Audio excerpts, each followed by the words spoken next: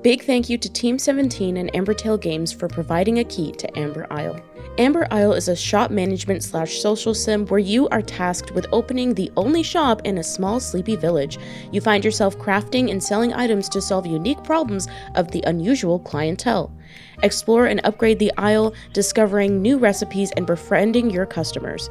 Eventually, some Paleofolk will want to move in and become neighbors. Befriend a cast of dinosaur characters and bring the village back to life. Amber Isle is available now on Steam and will be available on Nintendo Switch November 21st. I am so happy that I am able to cover Amber Isle on my channel. It is so lovely and it is a fantastic addition to the life / management sim genre, and I absolutely have fallen in love with it. There are lots of characters and lots of ways to customize and decorate not only your cute shop, but areas around the entire Isle itself. You can invite new Paleofolk to move to town, and in return they offer you some of their different services that help bolster the entire town's economy. And let me tell you, sometimes there is some drama, like we got some family drama in here. If you want to see more in-depth gameplay, definitely check out my 2 live streams that I did just a few days ago on this channel. You can check it out under the live stream tab, and there you'll get to see, I think, just under about 5 hours of gameplay of the entire beginning of the game, including one new area. I really have had such a good time with all aspects of this game, from running your shop, which is very enjoyable and in-depth. You can do a lot of different things. You collect resources so that you can craft new items, unlocking new items throughout a skill tree, and as you unlock these items, each of them have different categories like artisan or carpenter, and they're all different things that different Paleofolk around town and visiting Paleofolk will want. So you have to kind of remember, and you actually have like a list of your Paleofolk and what they like. As you get to know them as friends, you'll get to know more about what they like to shop for. And then you can include these things in your shop while also filling out custom orders and haggling for prices. A lot of in-depth, like a lot more in-depth honestly than I thought it was going to be running your shop. The management aspect is so much fun, and that's not the only thing that you can do. You can even decorate your shop and unlock more decorations for your shop. And when I say decorate, I mean all aspects of your shop. The counter that you stand at, your floor wallpaper, the stands that you use. There are other things that you can unlock to help your shop run better, to help you run it better. And there's just so many cool things that you can unlock, and you do this as you rank your shop up, as you low-key pay your mortgage for the shop, which is a part of the story which I'm not going to talk about. I want you to see it because it's kind of spicy. Like, I almost went to jail. So as you rank up, you can unlock tons of things to customize and make running your shop easier. It's a lot of fun and takes a lot of your time actually, so there's a good balance between running your shop and other tasks you can do. And there is much more you can do around Amber Isle. Not only can you spend your time befriending all of the lovely Paleofolk that come to visit or that end up living there in Amber Isle, you can invite them to visit, you can invite them to live there and make nice homes for them. You can choose where they live in different areas, you can decorate all of these different areas all around the Isle, and as long as the requirements are met, you can just keep inviting Paleofolk to your heart's content. You'll slowly unlock more areas as you get points for running your shop and as you invite more and more Paleofolk, and then these new areas might be areas that Paleofolk will really want to come not only to see as tourists, but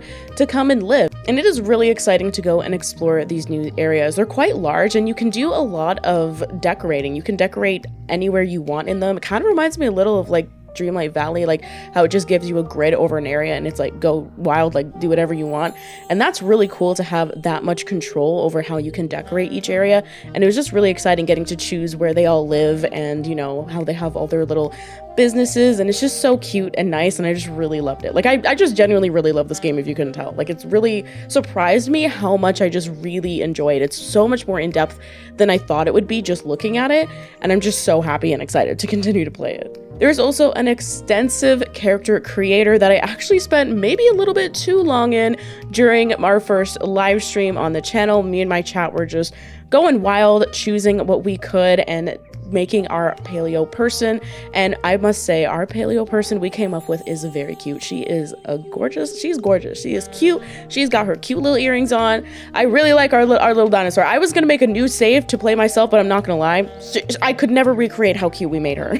I'm excited to see all of everyone else's paleo people because I think it's just, they're so cute. Like you can make them so cute. So for those of you who have Steam Decks, this game actually runs phenomenally on Steam Deck. I've had no issues running it on Steam Deck. Visually, graphically, I've had no issues. The battery life, I think, was about 2 hours for myself. I turned some of the settings down because it didn't make that much difference on the Steam Deck. It's quite a bit of a smaller screen. And so I just turned down the settings and I played for quite a while sitting on my couch in handheld mode. The only thing that I did notice, and it is noted in their verification because it is officially verified on Steam Deck, is that the text can appear small. I'm not sure if they're going to have a slider for this eventually, but that is the only thing. I personally didn't notice it too much. I definitely have noticed it more with some other games this year with smaller text, but there is a magnifying option that you can press. I don't know, it tells you when you click on the game in the Steam Deck how to do the magnifying options. I didn't find that I needed them. I definitely wasn't squinting to see any text that I noticed. So that is something though that some of you may find uncomfortable, so definitely take note of that. So other than that, it ran great and I had a great time playing it in handheld on Steam Deck. I also really enjoyed the music and the art direction. It's so lovely and so, I don't know, just relaxing. It's a very nice atmosphere to be running around Amber Isle. All the different biomes are so gorgeous and so unique and different from each other. I've only been to a few at the point of my recording this. I've played for about 10 to 12 hours as of my recording this. So I've been to a couple more biomes than what I did on the live streams, but they're just so nice and they're so exciting to go to and to be able to upgrade your tools and get to these places to see just the lovely attention to detail. I mean, even the sound design, there's a lot of attention to detail in this game. You can just tell the game was made with a lot of love. And I'm really enjoying it. I'm feeling that love as I go to each one of these places. Even my chat noticed that the soundtrack was really good. Like, even when we were making the character creator, people were like, hey, this soundtrack's kind of bump. Like, this is nice. Like, this is a really good atmospheric soundtrack right now. And it was really good. The game is really well written. There is a lot of dialogue. So I don't know, some people that kind of turns them away from games, and I can totally understand. I have dyslexia, so reading is sometimes quite difficult and I do stumble on my words a lot. Even when I'm live streaming and I'm reading, sometimes, you know, depending on how much brain fog your girl gets, it can be difficult to read a lot, especially out loud. But if you're reading to yourself, some people don't love that. So there is a lot of dialogue. I personally was having a lot of fun with the dialogue. Even while I was streaming, you can see I was just enjoying these characters. They're really fun. They're all very unique, and they're definitely very quarrelsome amongst each other. They definitely get on each other's nerves. So it was just really entertaining for me to read through all of the dialogue. But I know for some people, a lot of dialogue is something that can turn you away. So I just want to let you be aware of that. Definitely in those 5 hours we played was just the beginning of the game. It's quite long because there's a lot of things it needs to teach you how to play the game, especially running your shop. So there is quite a bit of dialogue to work through in the beginning. So just to let you know that. There also isn't a lot of grindiness. I know before you all have mentioned you'd like me to talk about that in games. I didn't find grindiness to be a bad thing. I find this game really does a good job, at least as far as I've played, to balance you running your shop and collecting resources.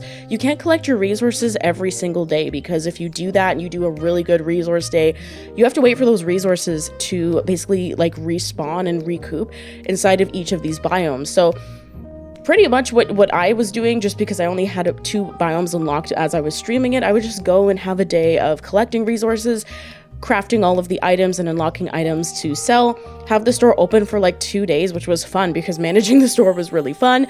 And then I'd be like, oh, I guess we can go and collect some more resources. We need some more, and then go and do that. So I never found like I was grinding it out.